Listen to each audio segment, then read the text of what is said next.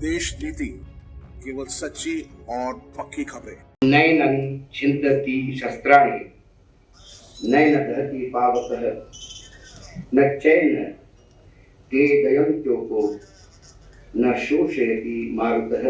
अर्थात आत्मा को किसी शस्त्र से काटा नहीं जाता, अग्नि इसको जला नहीं सकती, जल इसको गिरा नहीं कर सकता और वायु इसको सुखा नहीं सकता। ये अक्सर श्लोक आप किसी भी श्रद्धांजलि सभा में जाते हैं तो सुनने को मिलता है।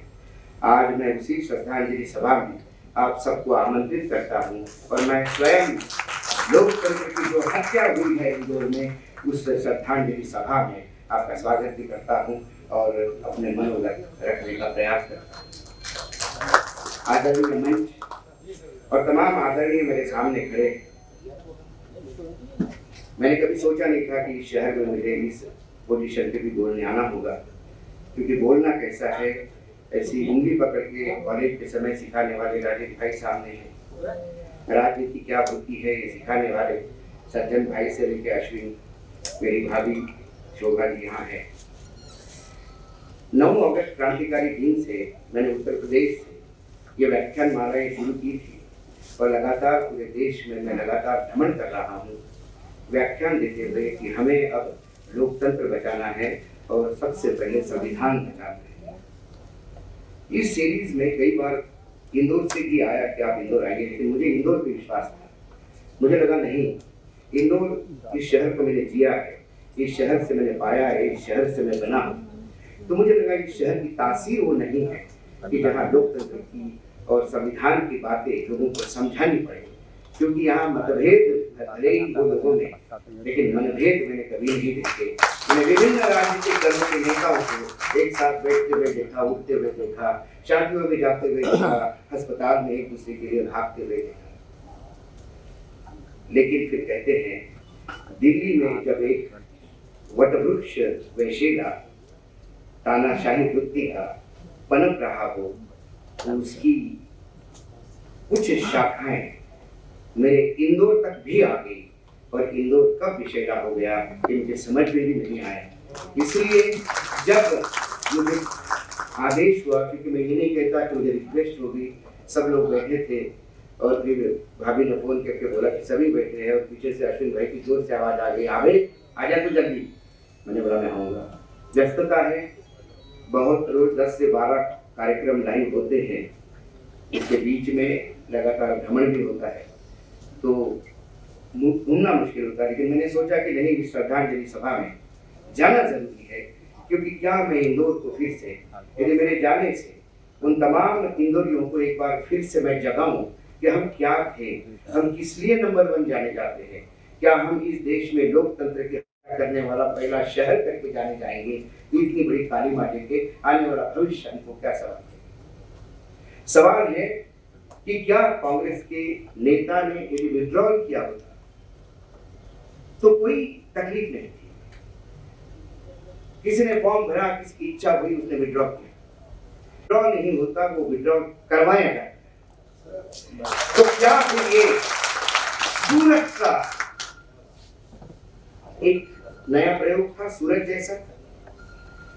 सूरत में तो सारे इंडिपेंडेंट भी विड्रॉ हो गए थे और सूरत में पहली बार चुनाव के पहले चरण का चुनाव भी नहीं हुआ और सूरत में भाजपा का एक सांसद भी बन गया।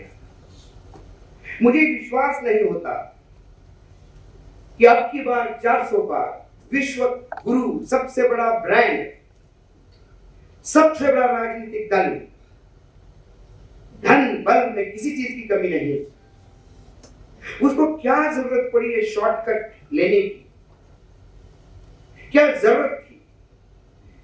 मैं स्वयं जानता हूं कि क्या इंदौर में भाजपा की स्थिति कमजोर थी?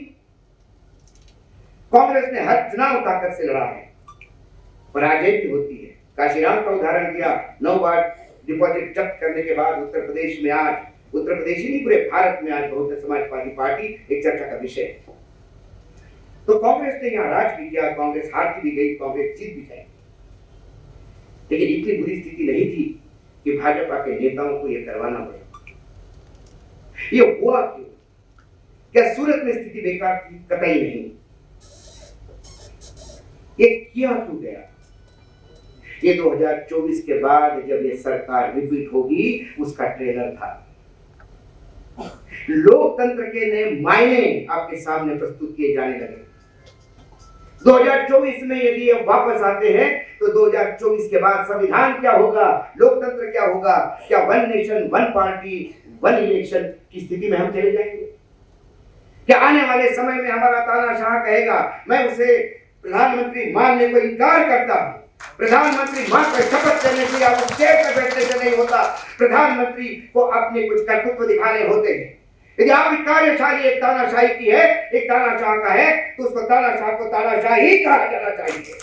जब जब आप उसको प्रधानमंत्री कहेंगे आप अपने लोकतंत्र का अपमान करेंगे, आप अपना स्वयं का अपमान करेंगे। चालियां बजाते हैं और हमारे सांसद संजीदे बन के पीछे हारमोनियम लेके बैठते हैं। क्या आपके सांसद को आपने पूछा कितनी बार इंदौर के लिए लड़ा है? वो कितनी बार उसने इंदौर के लिए बात की हो? क्या वो एक समाज विशिष्ट का, क्या सिद्धि समाज का वो सिर्फ नेता था या इंदौर का नेता था? इस इंदौर ने भूमि घाटी जैसे लोग दिए हैं। इंदौर को आप बार बार अपमानित कर रहे हैं। चलो ठीक है, एक राजनीतिक दल है, उसकी विचारधारा इंदौर में होगी, लेकिन उस राजनीतिक दल को भी सोचना चाहिए कि इंदौर में से किसको भेजते हैं। मैंने धारकर छाप का समय देखा है इंदौर में, मैंने वो भी समय देखा है। इंदौर में झगड़े भी होते रहे, लेकिन इंदौर में मैंने मवालियों को नेता बनते हुए नहीं देखा। और ऐसे मवालियों को कि जो किसी को गन पॉइंट पे लेके जा विड्रॉ करे और कहे कि देखो हमने ऐसा किया। मुझे आज गर्व है इंदौर के उन लोगों पे दादा जो इंडिपेंडेंट चुनाव लड़े। हो सकता है मजे लेने के लिए इंदौर में मजे लेने वाले बहुत हैं कि चलो भिया लड़ी लेते हैं। ऐसे भियाओं ने फॉर्म भरा, लेकिन उस भियाओं में आज भी जमीन था जो सूरत नहीं हो पाया। नहीं तो इन्हीं की तो मनीषा सूरत करने की थी कि सारे इंडिपेंडेंट भी वापस ले ले तो फिर एक दूसरा सांसद हम देंगे चुनाव के पहले ही। ये इंदौर की जनता का अपमान है। 2-4 गुंडे इकट्ठा होकर इस इंदौर की जनता का अपमान करते हैं, इस इंदौर के पौरुषत्व को ललकारते हैं और इंदौर चुप रहता है। इससे ज्यादा शर्मसार घटना चीज हमारे लिए नहीं। इंदौर का कर्ज है, इसलिए मैं इंदौर वालों को बोलने आया। किससे डरते हैं आप? इनसे ज्यादा डरपोक कोई नहीं है। ये दो गुजरातियों के सामने पूछ हिलाने वाले ये हमें क्या बताएंगे कि मालवा क्या है? ये दिनों की भूमि रही है मध्य प्रदेश और इंदौर अहिल्या की भूमि हुई है कि जब पेशवा ने आवाज टेढ़ी की तो तलवार लेकर अहिल्या खड़ी हुई और पेशवा को ललकारने वाली इस अहिल्या के भूमि में तो गुजरातियों के सामने पूछ हिलाते हुए ये लोग जब इंदौर के सम्मान और आत्मसम्मान को बेचते हैं तो इंदौर को क्या हो जाता है? चंद जमीनों के धंधे करके कोई धन पशु बने, चंद गुंडों को पाल के कोई यदि बाहुबली बने, तो ये इंदौर बाहुबलियों के सामने झुकने कब से लगा है? ये इंदौर की अपनी एक तासीर है, इंदौर की अपनी एक इज्जत है। आज हम इसको तानाशाह क्यों कहते हैं? बार बार प्रधानमंत्री कहते हैं कि अफवाह फैला रहे हैं कि लोकतंत्र खराब हो रहा है, अफवाह फैला रहे हैं कि मैं संविधान बदलने जा रहा हूं। एक जगह उन्होंने कहा कि आंबेडकर जी भी आएंगे तो संविधान नहीं बदलेगा। अरे आंबेडकर जी आएंगे तो सबसे पहले संविधान को ले जाएंगे कि मेरे संविधान को ऐसे लोगों के हाथ में अपमानित होने के बजाय मैं जलाना पसंद करूंगा। क्या कहा था आंबेडकर साहब ने संविधान सभा में जब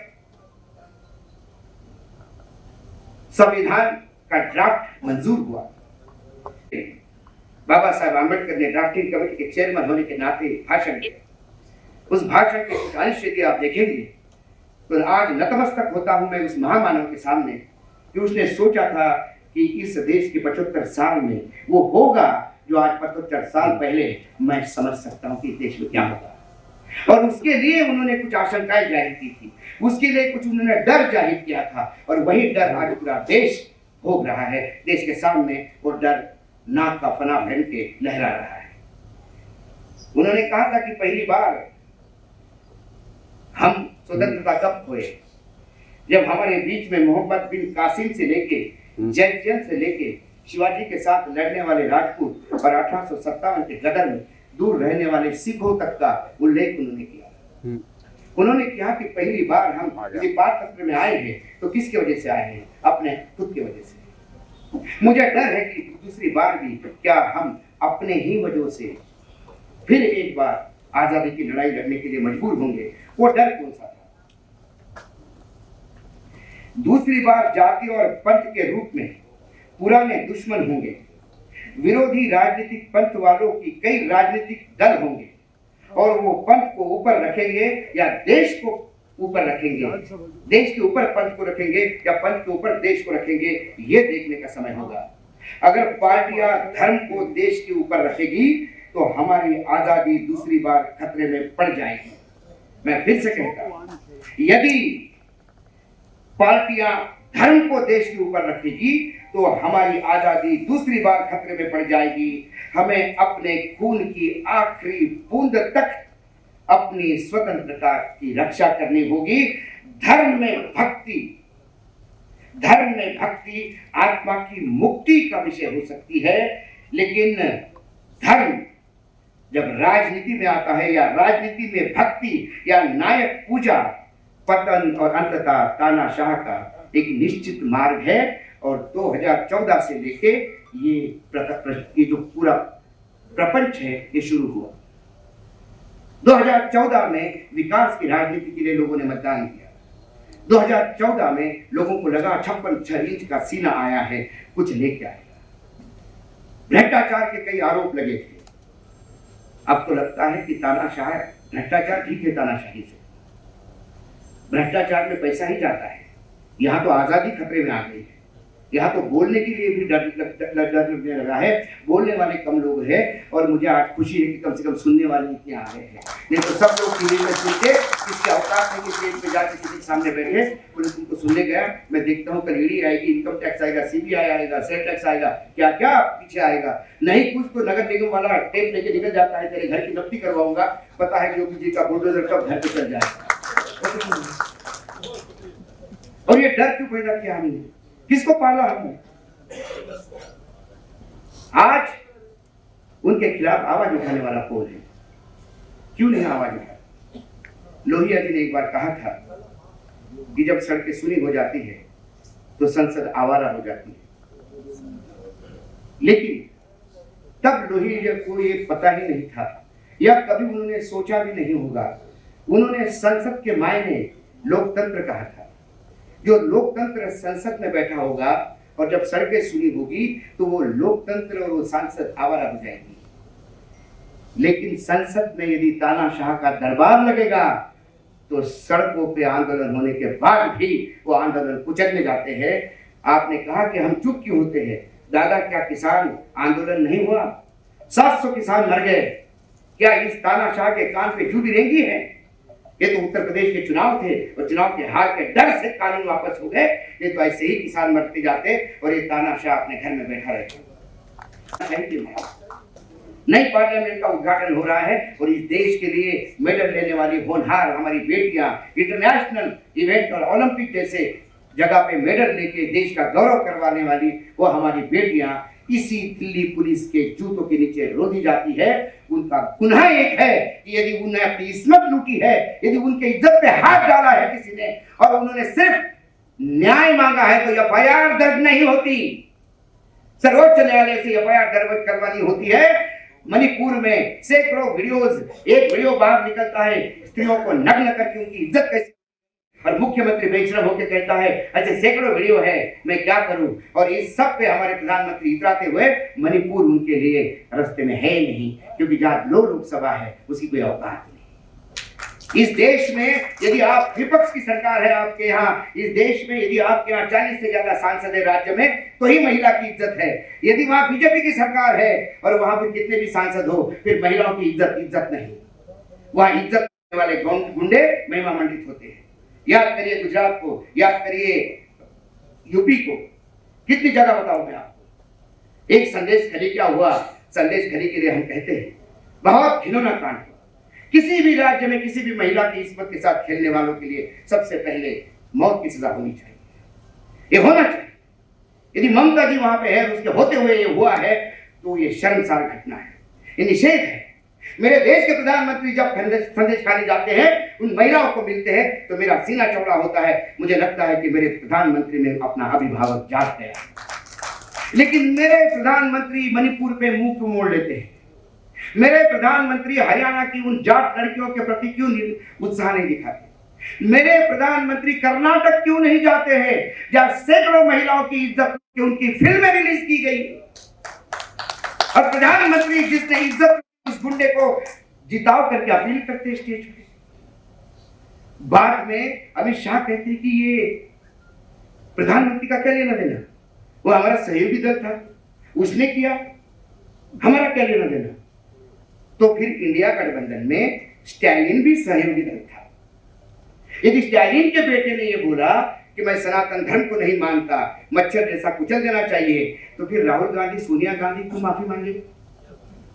क्यों पूरा इंडिया गठबंधन काला मुंह करके घूमे? यदि आपका एक सहयोगी सनातन धर्म के खिलाफ बोलता है तो पूरा इंडिया गठबंधन सनातन धर्म के खिलाफ होता है। तो फिर आपका एक यदि सहयोगी है तो क्या मैं ये नहीं कह सकता हूं कि पूरा इंडिया का कुंभा है? क्यों नहीं बोलना चाहिए? आपकी भाषा बोल रहा हूं, कोई नए शब्द नहीं है मेरे। और उसके बाद सबसे संसार बात ये हुई कि प्रधानमंत्री को उन महिलाओं की इज्जत, जब फिल्म में बाहर आई है तो महिलाओं गांव छोड़ के, घर छोड़ के भाग गई है। उन परिवारों को देखो, 600-700 महिलाएं हैं, सरकारी कर्मचारी है, पुलिस की काम करने वाली महिलाएं हैं, कुछ एनजीओ में काम करने वाली महिलाएं हैं, कुछ उस पार्टी की काम करने वाली महिलाएं हैं। वो महिला पूरा परिवार छोड़ छोड़ के किसी दूसरे प्रदेश में जाके मुंह छुपा के बैठी है। 600-700 घर बर्बाद हुए। उस आदमी को जर्मनी भेज दिया। किसने जर्मनी भेज दिया? ये हमको मूर्ख समझते हैं। बोले राज्य सरकार ने। राज्य सरकार विदेश भेजता है? इमिग्रेशन डिपार्टमेंट किसके पास होता है? लुकआउट नोटिस कौन देता है? उसको किसने भेजा? इन लोगों ने भेजा। और उससे शर्मनाक बात, दादा, इस पर तो निषेध होना चाहिए। प्रधानमंत्री कहते हैं कि जो रेवन्ना मामला है उसमें विदेशी हाथ है। भाई साहब, अब कोई विदेशी वायरा लेके ही काम किया होगा तो विदेशी हाथ मांग ले। टाइमिंग बोले, चुनाव के टाइम कैसे टेप आते हैं? अरे चुनाव के टाइम रेल डायरी कहां से आती है राजस्थान में? चुनाव के टाइम 500 करोड़ का वो एफिडेविट कैसा आता है? जब मोदी आए तो मोदी ने कोई रॉकेट साइंस नहीं किया। उन्होंने सिर्फ इन मालिकों का कच्चा चिट्ठा देखा और ये बुला के बोला, देश को ज्ञान देते हो, आपको ये करने शोभा देता है क्या? ईडी आप पे भी लग सकती है। उस दिन से सारे मालिक मुद्रा करने लगे और पत्रकारों के मजबूरी में मुद्रा करना पड़ रहा है। हाँ, हमारे पत्रकारों के भी बीच में कुछ लोग हैं जो जरूरत से ज्यादा, मतलब मालिक ने बोला, जैसा आडवाणी जी ने बोला था कि इमरजेंसी में इंदिरा जी ने कहा था घुटने पे चलो, तो आप तो रेंगने लगे थे। मीडिया, कुछ मीडिया का हिस्सा है, हम ये नहीं कहते, कुछ पत्रकार भी हो सकते हैं, लेकिन उनके वास्ते इंटरेस्ट हो सकते हैं। लेकिन बाय एंड लार्ज पत्रकारिता में मैंने देखा आज कई चैनल पे बात करने वाले लोग हैं, एंकर्स हैं, जब मिलते हैं तो आंसू बहाते हैं, बोलते हैं कि ये 4 पॉइंट तुम रख लो यार, तुम्हारे काम आएंगे, हमारे यहाँ तो नहीं चलेगा, चलने नहीं देते। क्योंकि जब नौकरी लगता है तो आदमी घर लेता है, गाड़ी लेता है, बच्चों के एडमिशन लगाते हैं, और फिर नौकरी जाने के बाद ये सब कैसा करेंगे, इस डर से। और डर इतना जबरदस्त है कि सिर्फ आंख दिखाने पे काम हो जाते हैं। ये डर क्यों है? ये डर सिर्फ उन लोगों का है जिनके पीछे कुकर्मों का पाड़ा है। जो लोग निडर है वो सिर्फ इसलिए है कि उनके पीछे कोई बैगेज नहीं है। यदि आपके पीछे कुछ बैगेज नहीं है तो मैं आपको कहता हूं, इनसे ज्यादा डरपोक कोई नहीं होता। मैं हमेशा कहता हूं, और मैं अंडरवर्ल्ड की बात देता हूं, पत्रकारिता में हूं तो सभी टाइप के लोग मिलते हैं। मैं एक बहुत बड़े अंडरवर्ल्ड के आदमी के साथ मुंबई में बैठा था, रात को 1:30-2 बजे थे, खाना खा रहे थे। अब जिनके साथ बैठा था वो था, साथ में मैं था, एक कारपोरेटर था ठाणे का, वो बैठा था, 3-4 लोग टेबल पे बैठे थे। क्योंकि बॉस अंदर थे तो पूरे रोड पे उनके लोग लगे हुए थे, खिड़की के पास लोग खड़े थे और चुपचाप। अब उनसे क्या बात करें? पत्रकारिता की बात कर नहीं सकते, राजनीति की बात कर नहीं सकते, उनके धंधे की बात मुझे समझ में नहीं आती। बस उनको लग रहा था कि टीवी पे अच्छा पत्रकार है और अपना दोस्त है तो साथ में खाना खा रहे हैं, और अशोक भाई ये लो, अशोक भाई ये लो, अशोक भाई ये लो, यही चल रहा था। इतने में मेरे हाथ से चम्मच गिर गया। रात के 2 बजे के सन्नाटे में चम्मच जब नीचे गिर गया तो ठंड आवाज आई। जैसी वो आवाज आई, वो डांग भी जल्दी में ऐसा उठ गया डर के मारे। सब लोग खिड़की की तरफ देखे, क्या हुआ क्या हुआ क्या हुआ, सब ऐसे। तो मैंने कहा क्या हुआ? बोले क्या करते हो यार, चम्मच गिरा दिया तुमने। हमको लगा पता नहीं किसने हमला कर दिया या कौन ले गया। इनकी हालत वैसी ही है। एक चम्मच गिरा के दिखाओ, एक चम्मच गिराने की जरूरत है। इनसे ज्यादा डरपोक नहीं हो सकता। ईमानदार आदमी सामने आए तो इनके ज्यादा भगोड़ा नहीं हो सकता। ये चाइना का नाम लेने में डरते हैं। इनकी 56 इंच की छाती है। कई बार मुझे डर भी लगता है कि इनकी 56 इंच की छाती है या अमित शाह का पेट गिन के अपनी छाती बताता है। ये भी कई बार लगता है, क्योंकि इतनी बड़ी यदि सीना किसी का हो तो इतने बड़े सीने वाला आदमी कम से कम कहीं तो अपनी मर्दानगी दिखाएगा, कहीं तो कहेगा। अरे हार भी मानने में ताकत होनी चाहिए।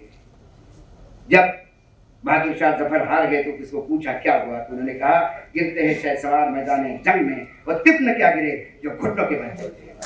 ये घुटनों के बल चलने वाले तिफ्न है, ये क्या गिरेंगे? तो पाकिस्तान का मामला हो, भारत के रुपया का मामला हो, हर जगह इनके पास कोई नहीं है। आज इन्होंने अडानी अंबानी का नाम लेके बता दिया कि इनका डर सबसे बड़ा बेरोजगारी और महंगाई है। जहां जाते वहां बेरोजगारी का एक राक्षस सामने खड़ा है, महंगाई का भूत सामने खड़ा है।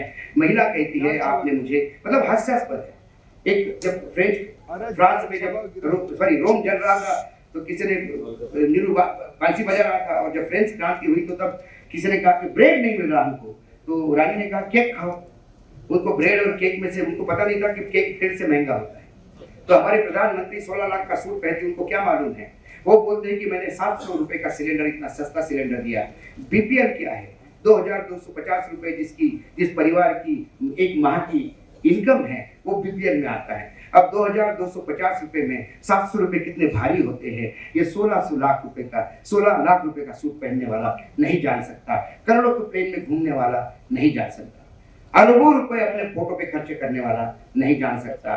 चांदी के थाली में G20 के आए हुए मेहमानों को खाना खिला के यदि ये बता देता है कि मेरा भारत बड़ा है, तो मुझे मेरा भारत उस चांदी के थाली में नहीं दिखता।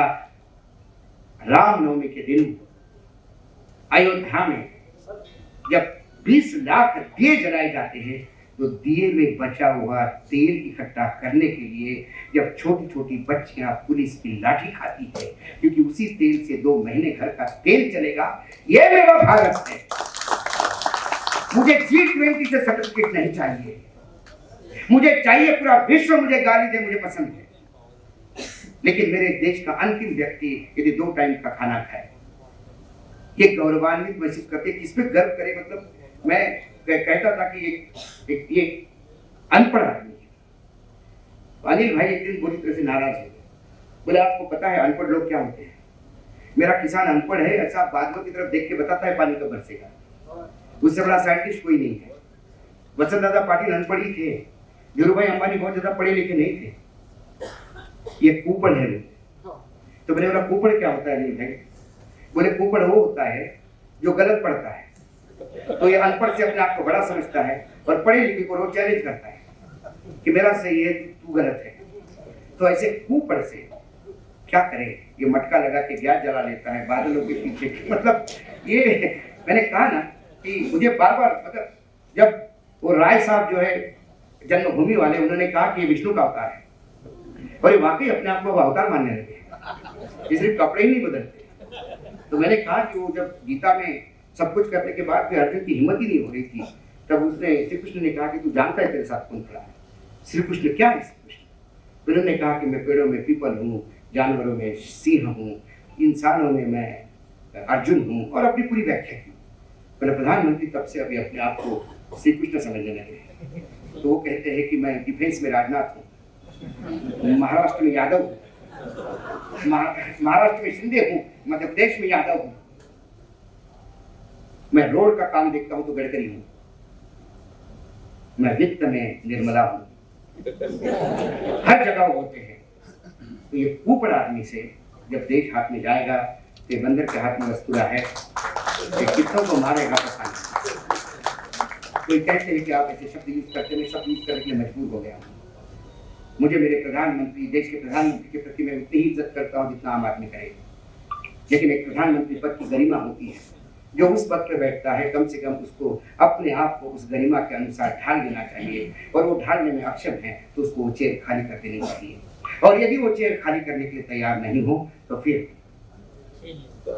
छीन लेनी चाहिए, क्योंकि ये देश 143 करोड़ का है, किसी के बाप का नहीं। ये संविधान यूं ही नहीं बना, रात को बाबा साहेब आंबेडकर सो गए, इसमें किताब आ गई, ये नहीं हुआ।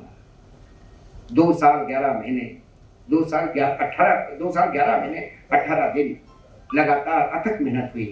अरे कभी जाके पढ़िए, थोड़े आपके पास समय है, नेट पे मिलता है, कभी जाके पढ़िए क्या शास्त्रार्थ हुआ था एक एक क्लास के ऊपर, एक एक चीज के ऊपर। 2 साल ऐसे ही नहीं चाय पानी पीने बैठे और कैसे है आई चाय पानी पी, शाम को रात को ठंडी बियर पी के तय कर लिया कि संविधान बनाना है। संविधान बदलने की बात क्यों करता हूँ? मुझे डर क्यों है संविधान बदलने का? मैं भी लोगों को डरा नहीं रहा। अब इन्होंने नया पेपर शुरू कर दिया कि कांग्रेस संविधान बदलना चाहती है। भाई कांग्रेस ने तो कभी नहीं कहा संविधान बदलना है, कभी नहीं कहा। और कांग्रेस के पास 65 साल थे, जब चाहे तब बदल सकते थे। 400 से ज्यादा लोग थे, उनको तो आवाज भी नहीं लगानी पड़ी, ऐसे ही मिल गए। फिर संविधान नहीं बदला। मैं क्यों कहता हूं संविधान बदलना होगा? क्योंकि अब संविधान बदलना होगा, ये बीजेपी के ही लोगों ने बोलना शुरू कर दिया। और बोलने वाले कोई लेचे पीछे, कोई अरे गहरे नत्थु ठहरे नहीं, पान की दुकान पे भैया बदल देंगे वाली बात नहीं थी। ये वो लोग हैं जो राजनीति में मायने रखते हैं। हेगड़े साहब एक मायना रखता है, वो कहते हैं संविधान बदलना है। अरुण गोविल सांसद का चुनाव लड़ रहे हैं, वो कहते हैं। रघु सिंह सांसद का चुनाव लड़ रहे हैं, वो कह रहे हैं।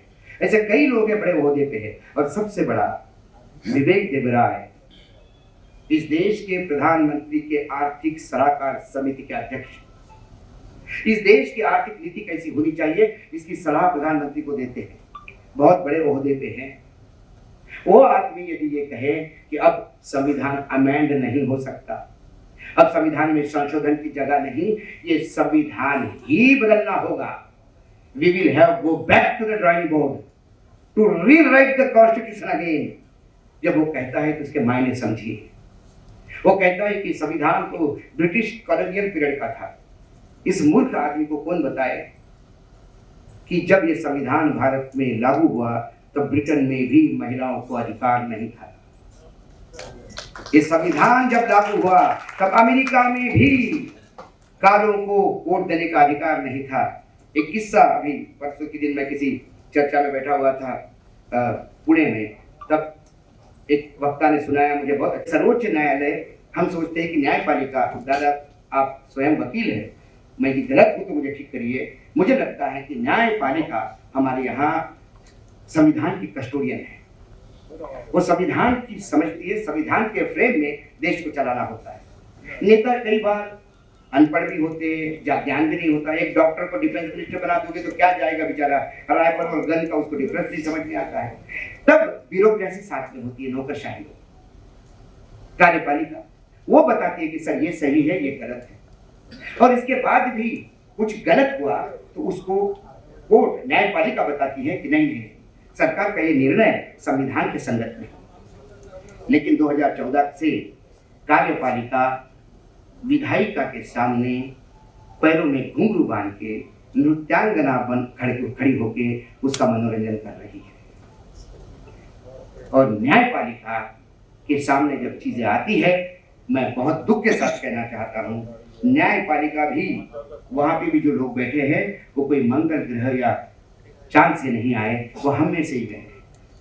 उनमें भी कुछ ऐसे विचारधारा वाले लोग हैं कि जो ब्लंटली, कई बार आजकल तो लाइव देखने को मिलता सुप्रीम कोर्ट, कई बार लगता है कि ईडी का वकील स्वयं जज क्यों नहीं बन जाता? भाई तो उधर क्यों बैठा है, इधर आके बात कर।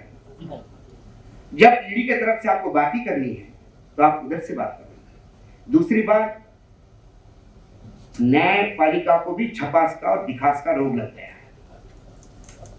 जब केस चलती है, ऐसी ऐसी टिप्पणियां आती है कि हम शाम को उछल उछल के प्रोग्राम करते हैं कि पहली बार तमाचा, एक बार फिर न्याय की आशा जगा दी। और जब जजमेंट आता है तो हम सर बुझाते रहते हैं। जज साहब ने कल कुछ और बोला, जजमेंट कुछ और दिया। ये हो क्या है? कहीं ना कहीं इसके लिए हम जिम्मेदार हैं। हम ही जब लोगों को चुनाव जितवा के भेजते हैं, हम ही को जब हमारे नेताओं को हम हमारे बादशाह क्यों समझते हैं? सांसद विधायक या आपके नौकर हैं, उन्हें सवाल क्यों नहीं पूछते? जब दादा ने पूछा। आप बिहार और यूपी में जाइए, वहां सांसदों को तो घेर लेते लोग। हमारे मध्य प्रदेश में सांसद भगवान कहां से हो जाता है? उसको क्यों नहीं पूछ सकते सवाल? विधायक कारपोरेटर क्यों भगवान बन जाता है? साइकिल पे घूमने वाले आदमी मर्सिडीज में कैसे चले जाते हैं, और आप मर्सिडीज वाला साइकिल पे क्यों आता है? ये भी देखना, ये पूछना पड़ेगा। ये भ्रष्टाचार आपको दिखता नहीं? ये कोई बाहर के नेता नहीं, इंदौर के ही नेता है। मैंने कईयों को साइकिल पे चलते हुए देखा है, आज मैं मर्सिडीज में देखता हूं उनको। तरक्की करें, और यदि नेताओं में इतना तरक्की का महात्मा है तो मैनेजमेंट के स्कूलों में इनको लेक्चरर करके भेज देना चाहिए कई बार, कि भाई ऐसे 5 साल में ऐसा क्या काम करते हो कि इतनी तरक्की हो जाती है? साइकिल पे था, मर्सिडीज पे आया, अच्छी बात है। इस देश में ऐसे यदि इतने बुद्धिजीवी और इतने होनहार लोग होंगे तो पूरे देश को इसका फायदा होना चाहिए। लेकिन हम सवाल नहीं पूछते। अभी कोई दादा मीडिया पे बात कर रहे थे, क्या करे दादा? पत्रकार सब गाली देते हैं, गालियां पत्रकारों को पड़ती है। पत्रकार बुरे नहीं होते, मालिकों को सुधारना हो।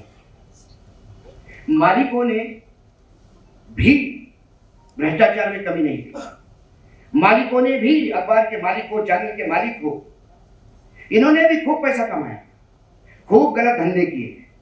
जहां जमीनें सरकारी थी उसमें मॉल भी बनवाए, और सब कुछ करने के बाद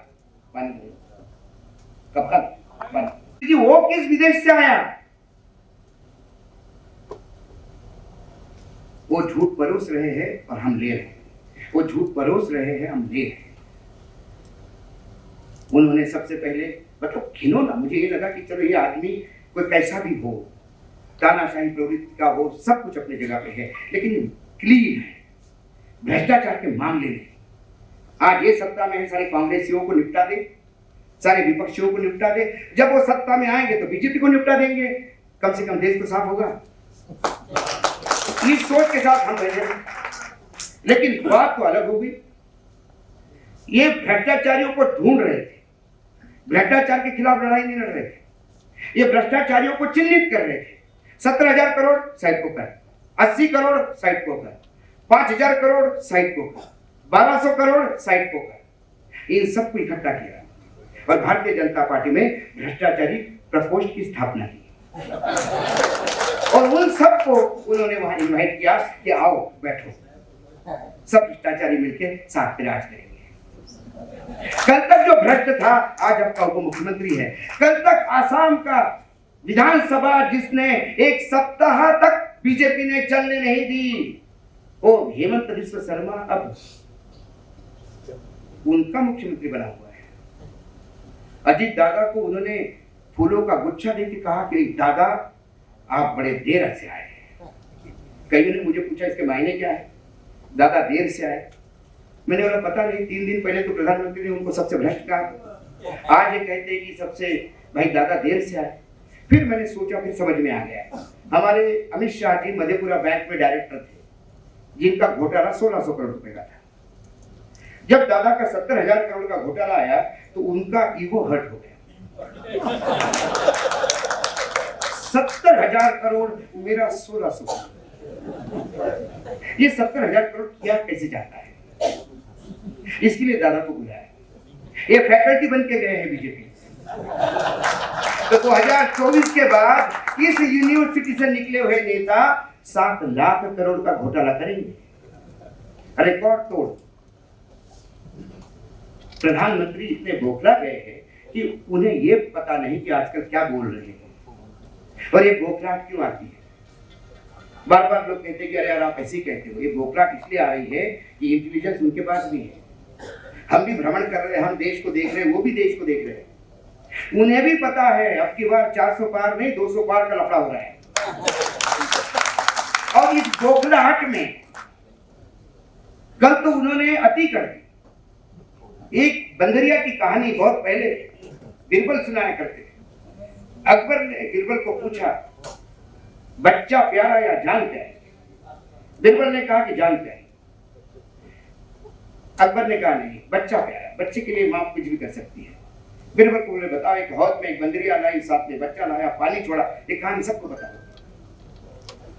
और फिर जब बंदरिया के नाक में पानी गया, उसने उस बच्चे को नीचे किया, उसके पर पैर रख के कूद के बाहर आ गई। बीरबल ने कहा देखा, मां ने जान बचाई, बच्चों का बलि देखे।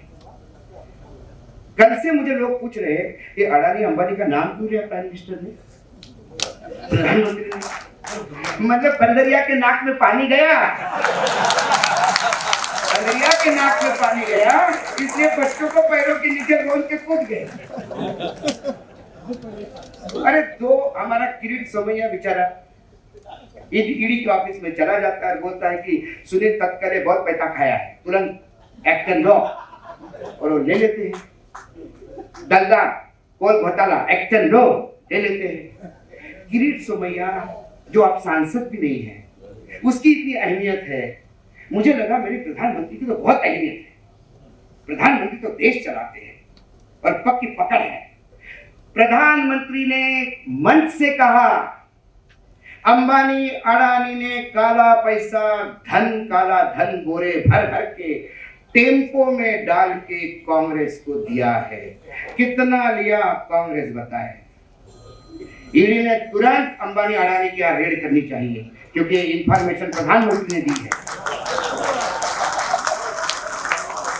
और हमारी दूसरी बात, प्रधानमंत्री कहते हैं कि कितना दिया बताए, क्योंकि हमारे प्रधानमंत्री बहुत पढ़े लिखे हैं।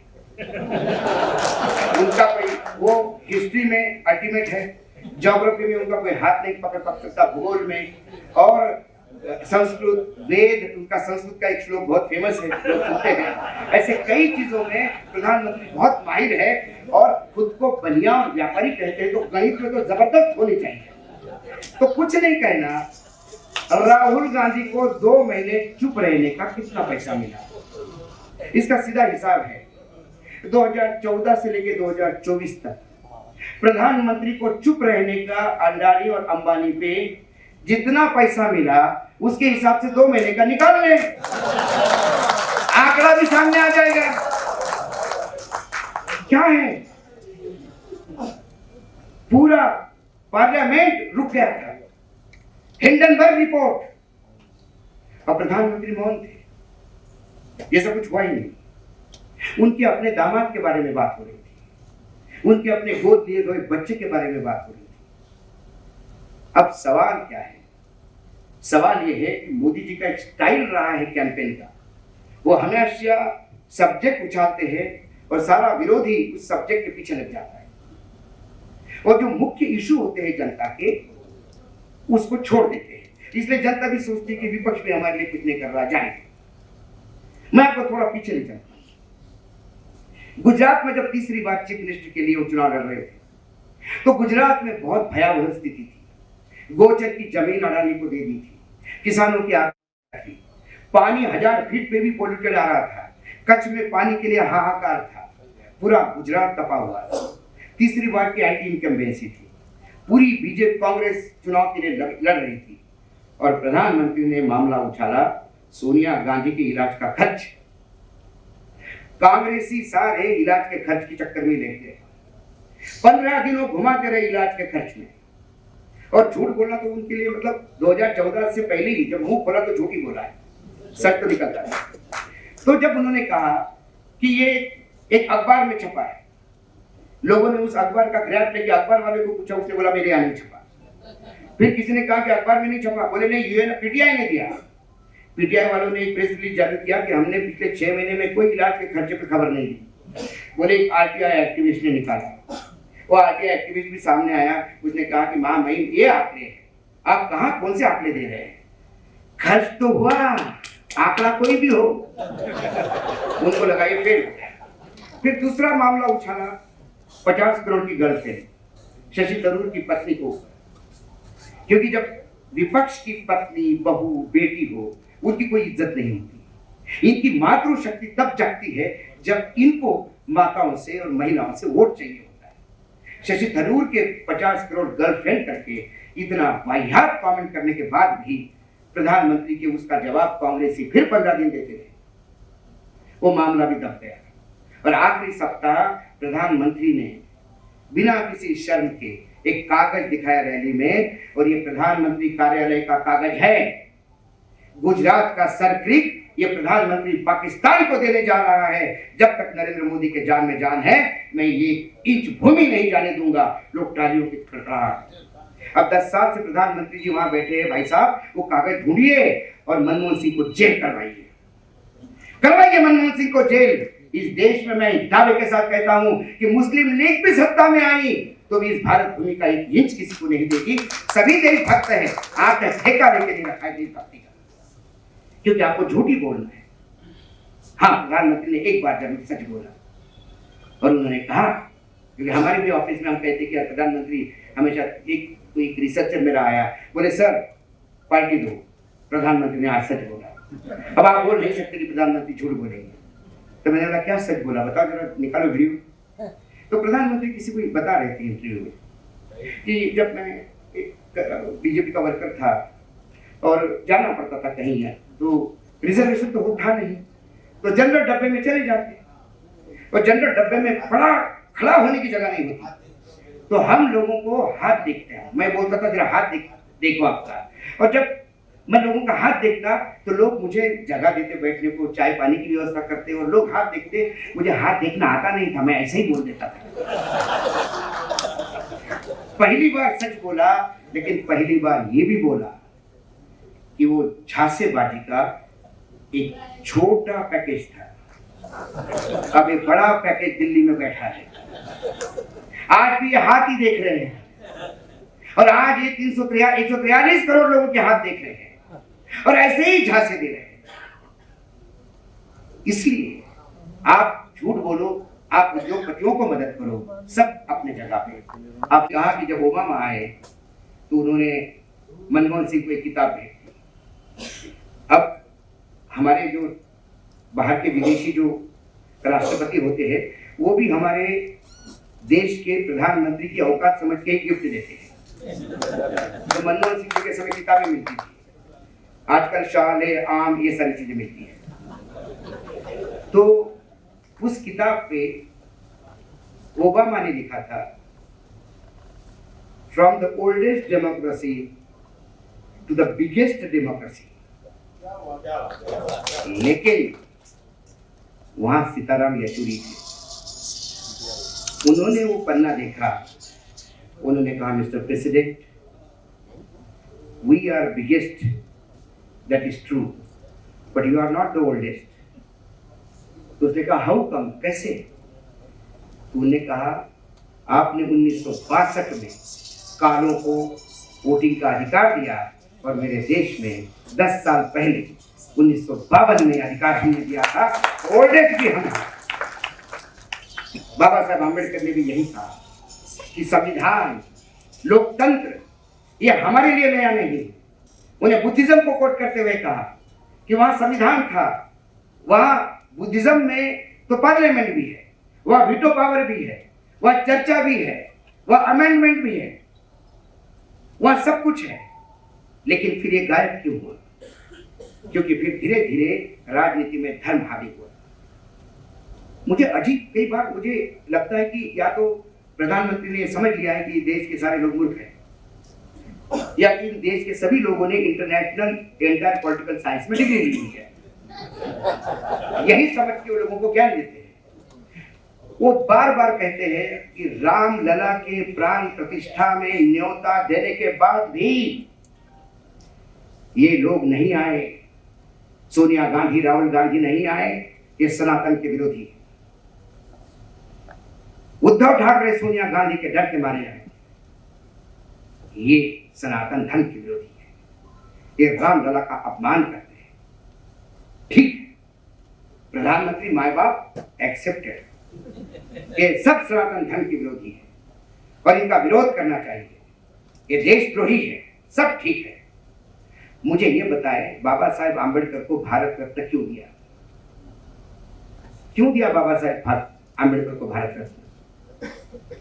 आप आंबेडकर को चुनावी एटीएम ना समझे, इन्होंने सिर्फ एटीएम समझ के ही दिया है, क्योंकि टोटलिटी, पूर्णता यदि बाबा साहेब आम्बेडकर आपको लेना होगा तो फिर आपको उस 22 प्रतिज्ञाओं को भी याद करना होगा जो उन्होंने दीक्षा भूमि में बुद्ध धर्म लेते हुए कहा था। पहली प्रतिज्ञा है कि मैं ब्रह्मा विष्णु महेश को नहीं मानूंगा ना पूजा करूंगा। दूसरी प्रतिज्ञा है राम और श्री कृष्ण को नहीं मानूंगा ना पूजा करूंगा। तीसरी प्रतिज्ञा है कि मैं गौरी गणेश जैसे तमाम हिंदू देवी देवताओं को ना मानूंगा ना पूजा करूंगा। चौथी प्रतिज्ञा है कि भगवान कभी अवतार नहीं लेते, ये बिल्कुल गलत प्रचार है, मैं इसको मानता नहीं। और पांचवी प्रतिज्ञा थी कि गौतम बुद्ध भगवान का अवतार नहीं है। जो राम को नहीं मानता उसको भारत रत्न देते हो, और जो रामलला की प्राण प्रतिष्ठा में नहीं आया, जो सरकारी वक्त के बजाय आपका खुद का पार्टी का आयोजन हो, तो आप कहते हो देशद्रोही है। आप आंबेडकर को गाली दे रहे हो क्योंकि आंबेडकर जी ने तो इससे जाके आगे बात कही थी। इनको आंबेडकर से प्रेम नहीं है, इनसे संविधान के ऊपर लेना देना नहीं है। ये देखते हैं कि आंबेडकर के पीछे कितने लोग हैं, ये मेरे वोट बैंक है, तो आंबेडकर का नाम लेते से इनकी आंखों में आंसू आते हैं। ये जितने तमाम दलित भाई हैं उनको लगता है कि आंबेडकर जी के लिए रो रहा है, लगाओ ठप्पा। इनको तभी वोट देना जब ये बाबा साहब के 22 प्रतिज्ञा को इंडोर्स करें। है औकात इनकी तो इंडोर्स करके दिखाए। एक तरफ कहते हैं कि हिंदू जीवन पद्धति है, दूसरी तरफ कहते हैं हिंदू धर्म है। एक दिन बैठ के तय करो ये है क्या, तय करें आप। कुल मिलाकर ये बार बार हमें कह रहे कि ये लड़ाई 2024 का चुनाव नहीं है दोस्तों, ये 2024 का जो नतीजा है ये आने वाले 100 सालों के लिए चीजें तय करेगा। यदि आप चाहते हो, हमने तो अपना जिंदगी जी ली है, सब ने जी ली है, यहाँ बैठे हुए मैं ज्यादातर लोगों ने जिंदगी जी है। यदि आपको लगता है कि आने वाली पीढ़ियां आपको गाली ना दे, श्राद्ध के दिन आपकी थाली निकालने के बजाय जूतों की माला आपके फोटो पे न चढ़ाए, तो कृपा करके आप इन तानाशाही वृक्ष को उखाड़ के फेंकने का समय आ गया है। भाजपा के खिलाफ नहीं, कुशाभाऊ ठाकरे की भी भाजपा हमने देखी है, हमने अटल बिहारी आडवाणी की सरकारें भी देखी है। मेरा मानना है जो भी सरकार आती है थोड़ा बहुत तो करती है, कोई सरकार दूध का धुला नहीं है। आटे में नमक सब डालते हैं, लेकिन नमक का आटा गूंथते हुए पहली बार देख रहा है। इसीलिए अब डर है, यदि 2024 में 300 पार गए तो मान लीजिए ना ऐसे बोलने के मंच होंगे, ना आपको सुनने के लिए जगह होगी। मनुस्मृति लागू होगी, दलितों को सवर्णों की सेवा करनी होगी, सवर्ण अपने लिए सब कुछ ले लेंगे, रिजर्वेशन खत्म होगा, प्राइवेटाइजेशन पूरे बूम पे रहेगा। जब सारी चीजें प्राइवेट ही होगी तो फिर रिजर्वेशन कहां से आएगा। महाराष्ट्र में 65,000 सरकारी स्कूल, प्राइमरी स्कूल महाराष्ट्र सरकार ने पीपीपी मॉडल पे उद्योगपतियों को दान दे दिया, और उद्योगपतियों ने भी दान इसलिए लिए क्योंकि वो पुराने प्राइमरी स्कूल है, बड़े प्राइम जगह पे है, लैंड बड़ी इंपॉर्टेंट है। वो एक साल स्कूल चलाएंगे, दूसरे साल एप्लीकेशन लगाएंगे, स्कूल के खर्चे चलाने के लिए हमको थोड़ा कमर्शियल बनाने के लिए दीजिएगा। 8 मंजिला बिल्डिंग होगी, 8 मंजिला बिल्डिंग के ऊपर 4 कमरे में स्कूल चलेगा, बाकी सब कमर्शियल होगा। ये जो सरकारें बच्चों को शिक्षा नहीं दे सकती, जो आपको स्वास्थ्य नहीं दे सकता, देते समय तो बहुत कोविड बेचा, बहुत वैक्सीन बेचा, हर जगह फोटो लगा लगा के बेचा, सीना तान करके बोला मैं मरने नहीं दूंगा, मैंने ये किया वो किया। और जैसे ही सुप्रीम कोर्ट ने पूछा ये कोविड वैक्सीन का क्या लफड़ा है, लोग मर क्यों रहे हैं, बोले हमारी जिम्मेदारी नहीं है, और फोटो भी हट गया सर्टिफिकेट से। ये डरपोक है, इनमें की औकात नहीं कि हाँ साहब हमने किया, तब हमको लगा जरूरी था, हम साइंटिस्ट नहीं हैं, पूरे विश्व ने किया, हमने भी किया, अब इसकी रिपरकेशन है, उसके हम सोचेंगे क्या करना है। आज ही एक बहुत अच्छे प्रिय मित्र को मैंने खोया है, इसी इंदौर में, हार्ट अटैक से गए हैं वो, गोविंद मारू नाम है उनका। पर आश्चर्य की बात है कि कल शाम को 7-7:30 बजे उनका फोन आया मुझे, और बोलने लगे तू आ रही है इंदौर? मैंने हाँ। तू तो उधर जाके बोलेगा ही? मैंने बिल्कुल बोलना है, कोई रोक लिया क्या? तो जोर से हंसे, बोला तू घर खाना खाने आ जा। मैंने खाने का रहने दो गोविंद भाई, तो बोले तू घर पे चाय तो पीने आएगा कि नहीं? मैंने पक्का। और सुबह जब अभय जैन मेरे कमरे में आए तो मैंने बोला अभय आज तो जाना था गोविंद मालू के यहाँ, आज फिर जाना पड़ेगा लेकिन किसी और से। क्या गोविंद मालू भी उसी कोविड का शिकार था। क्या गोविंद मालू क्या मृत्यु हुआ है, ये बड़ा सवाल है। कई चीजें हैं बोलने के लिए, समय की ये भी हो सकती है। एक इलेक्ट्रॉल बॉन्ड पे मैं जरूर बोलना चाहूंगा। इलेक्ट्रॉल बॉन्ड इसलिए बोलना जरूरी है क्योंकि राजनीतिक दल ज्यादा बोलते नहीं, ज्यादा हमाम में सब नंगे हैं, सभी ने खाया है। एक लॉटरी वाला जो है जिसने सबसे ज्यादा पैसा दिया मुझे सभी राजनीतिक दल के लिए दिया, इसलिए कोई बात नहीं करता। सबको लगता है इसका बोला तो मेरा निकल जाएगा। लेकिन इलेक्ट्रॉल बॉन्ड जैसा घिनौना कांड इस देश में हुआ नहीं। मुझे लगता है इस देश में इस सदी का सबसे बड़ा भ्रष्टाचार का कोई मॉड्यूल होगा तो इलेक्ट्रॉल बॉन्ड होगा, और वो आम जनता के साथ कैसा खिलवाड़ हुई है बस 5-7 मिनट में आपको बता के मैं इसको वाइंड अप करने का प्रयास करूंगा। इलेक्ट्रॉल बॉन्ड, प्रधानमंत्री पहली बार इलेक्ट्रॉल बॉन्ड पे प्रधानमंत्री ने मुंह खोला, और जैसा कि हमेशा खोलते हैं वो झूठ बोलने के लिए खोलते हैं, फिर झूठ भरोसा। उन्होंने कहा कि मैंने इलेक्ट्रॉल बॉन्ड इसलिए लाया कि ट्रांसपेरेंसी, पारदर्शिता हो, पता पड़े किसने चंदा लिया, किसने चंदा दिया, मैंने गलत क्या किया। ये जो चिल्ला रहे लोग ये फंसेंगे। हमारे बॉन्ड के पहले क्या सिस्टम था? सिस्टम ही नहीं था, काला धन ही धन था। फिर उनको लगता है कि पूरे देश ने इंटर पॉलिटिकल साइंस की डिग्री ली है, क्या करें? फिर यदि बताएं तो इस देश में बहुत अच्छे कानून थे। 20,000 रुपए से ज्यादा चंदा लिया तो राजनीतिक दल को बताना पड़ता था किससे लिया, और जिसने दिया उस कॉर्पोरेट हाउस को अपने बैलेंस शीट में बताना पड़ता था कि किसको दिया। ये ट्रांसपेरेंसी थी। हमारे देश में कोई मुंह उठा के चंदा नहीं दे सकता था। जिस कंपनी का 3 साल लगातार नफे में हो और उसका जो कुल नफा है, नेट नफा है, जो नेट प्रॉफिट कहते हैं, उसका मात्र 7.5% ही वो दे सकता था। बहुत अच्छा कानून था। विदेशी कंपनियां चंदा नहीं दे सकती थी, सरकारी कंपनियां चंदा नहीं दे सकती थी। जब ये सत्ता में आए तो इनको लगा पैसा तो चाहिए, पैसा तो खाना है, लेकिन इसको कानूनी जामा कैसे पहना है। फिर 3-4 लोग इकट्ठा बैठे, एक शातिर दिमाग उसमें स्वर्गीय अरुण जेटली का था, और फिर इलेक्ट्रॉल बॉन्ड का जन्म हुआ।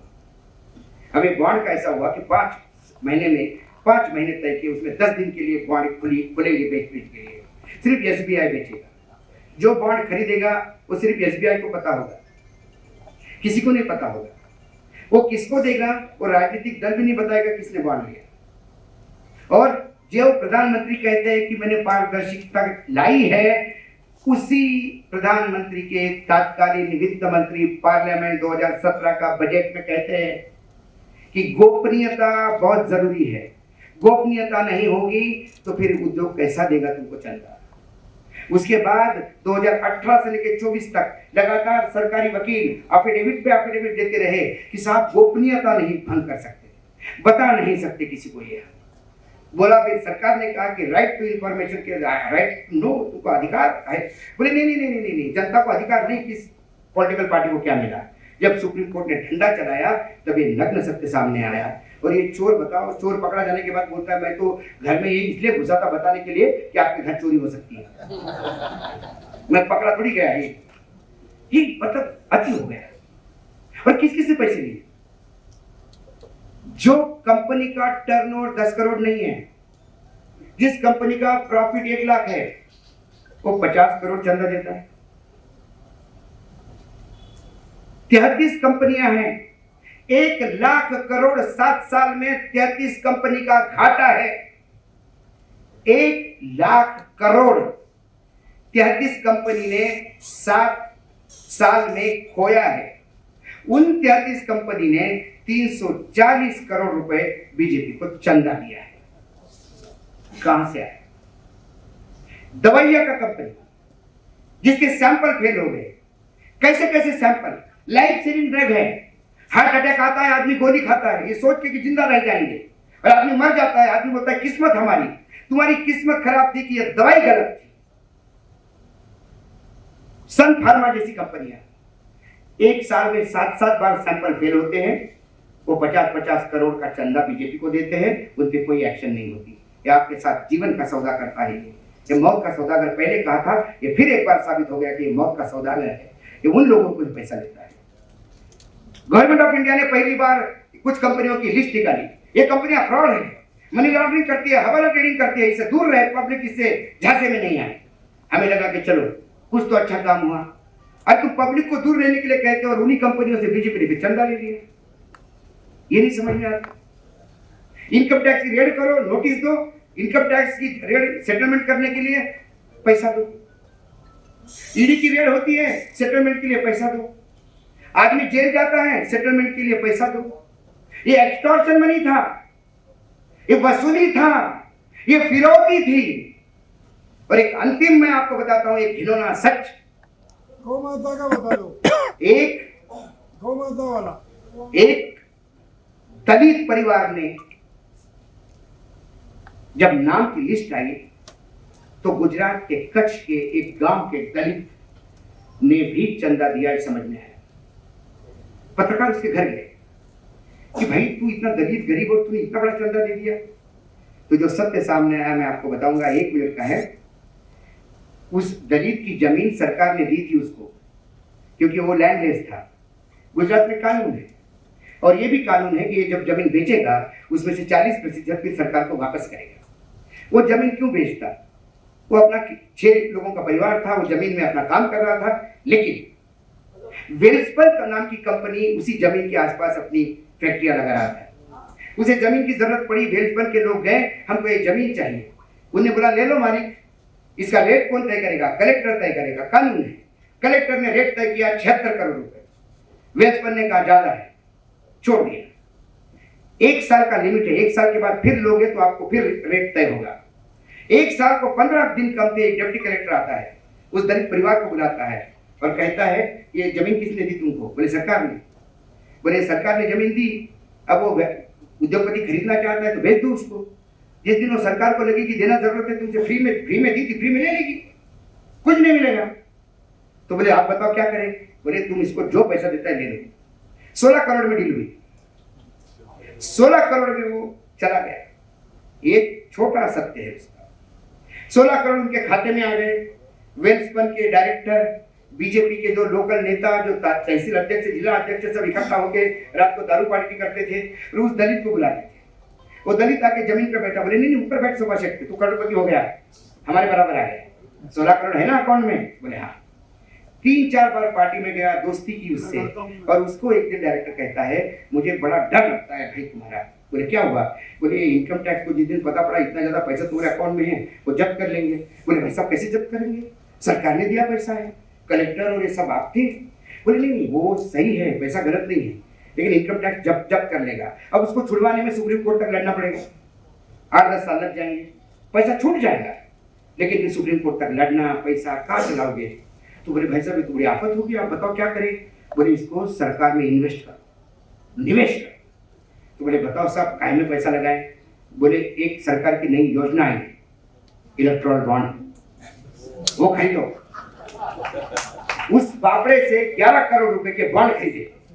उसको भी लगा स्टेट बैंक ऑफ इंडिया में जा रहा हूँ, लोग साथ में हैं और वो बाकायदा सब सरकारी मामला है, चेक से पैसा जा रहा है। उसने 11 करोड़ के बॉन्ड खरीदे और उस सर्टिफिकेट जो बॉन्ड की रिसीट है वो लेके घर बैठ गया, इन्वेस्टमेंट है। इन्होंने उसके हाथ से वो बॉन्ड लिए और बीजेपी में जमा कर दिए। और वो वेल्सपन कंपनी अडानी की कंपनी है, गौतम अडानी। गीदड़ भी नोचने के पहले लाश को सोचता होगा। एक गीदड़ से भी गए गुजरे हैं। और ये बात जब सामने आई तो भारतीय जनता पार्टी में इतनी नैतिक जिम्मेदारी नहीं कि उस दलित के 11 करोड़ रुपए वापस करते। यदि किसी ने फ्रॉड करके दिए हो तो वापस लेते। आज भी बैठे उसी 10 करोड़ रुपए, नाम तक नहीं लेते। इतने घिनौने लोग हैं। इसलिए मैं भाजपा को गाली नहीं देता। मैंने बार बार कहा, मैंने खुशबू ठाकरे की भाजपा देखी है, मैंने सुषमा स्वराज की भाजपा देखी है, मैंने आडवाणी और अटल जी की भाजपा देखी है, मैंने भाजपा में सुमित्रा महाजन देखी। क्या सुमित्रा महाजन इसको एंडोर्स करती है? क्या सुमित्रा महाजन के हाथ में इंदौर की बागडोर होती तो क्या वो कांग्रेस के उम्मीदवार को बिठाती? क्या हो गया इस देवी अहिल्या के नगरी में? इसलिए मैंने कहा ये जो हुआ ये जानबूझ के ट्रेलर दिखाने के लिए हुआ है। इस ट्रेलर देख के आने वाली फिल्म की भयावहता देखो, और यदि इससे बचना हो तो इंदौर में तो आप कुछ नहीं कर सकते, लेकिन इंदौर में विरोध जरूर बता सकते। और वो विरोध बताने का तरीका नोटा नाम का एक बटन है, वो बता के दीजिए। और सर्वोच्च न्यायालय का डिसीजन है, यदि मतदान जितना होता है उसमें 60% यदि नोटा का हो गया तो चुनाव फिर से होता है। इस इंदौर को दिखा दो, चाहे आप भाजपा के हो, चाहे आपके संघ के साथ आपके ताल्लुकात हो। अरे इस इंदौर की यदि इज्जत बचानी हो, इंदौर पे लगा हुआ ये काला दाग पोंछना हो, एक बार 60% के ऊपर नोटा कर दो, एक बार फिर से चुनाव होने दो। भले ही चुनाव के बाद में बीजेपी जीते, लेकिन बता दो कि इंदौर में लड़ाई लड़ने का मागमा है। इंदौर में डरपोक नहीं रहते। कुछ लोग डर के मारे विपक्ष को बिठा सकते हैं, लेकिन इंदौर मर्दों का शहर है, ये होलकर का शहर है, ये बताने का समय आ गया है। इसलिए नोटा का बटन दबाना बहुत जरूरी है। अंत में मैंने एक श्लोक से शुरुआत की और फिर उसी श्लोक से मैं एक बार अंत करता हूं। तब मैंने कहा था कि ये जो शरीर और आत्मा की बात हो रही है, लेकिन इसको यदि हम लोकतंत्र से जोड़े, लोकतंत्र न चिंतन्ति नरेंद्राणी, लोकतंत्र मन दहति अमितः, न चैन क्लेदोयन तोको भाजपः, न शोषिति संघः। ना शस्त्र से लोकतंत्र को नरेंद्र मोदी काट सकता है, ना अमित शाह की अग्नि इस लोकतंत्र को जला सकती है, ना भाजपा की लहर इस लोकतंत्र को डुबा सकती है, ना संघ का हवा इस लोकतंत्र को सुखा सकता है, क्योंकि ये लोकतंत्र किसी की बाप की बपोती नहीं, ये आपका हमारा अधिकार है। और 142 करोड़ लोग ये हमेशा भारी पड़ेंगे। हमारे यहाँ कहावत है, 12 गांव से भारी नहीं होती। ये गुजरात की दुल्हा है, जब तक दूल्हा तमीज से रहेगा भगवान को समझ के पूजा जाएगा। जिस दिन दूल्हा बदतमीजी करेगा गांव बता देगा 12 ऐसी भागती है। समय आ गया और आज भले मैंने कहा श्रद्धांजलि की सभा है, लेकिन लोकतंत्र के मृत्यु पे हमें शोक प्रकट करने के बजाय फिर से लोकतंत्र पुनर्जीवित करना होगा। तो जय हिंद, जय भारत, जय महाराष्ट्र मेरे नेता के लिए छोड़ा है।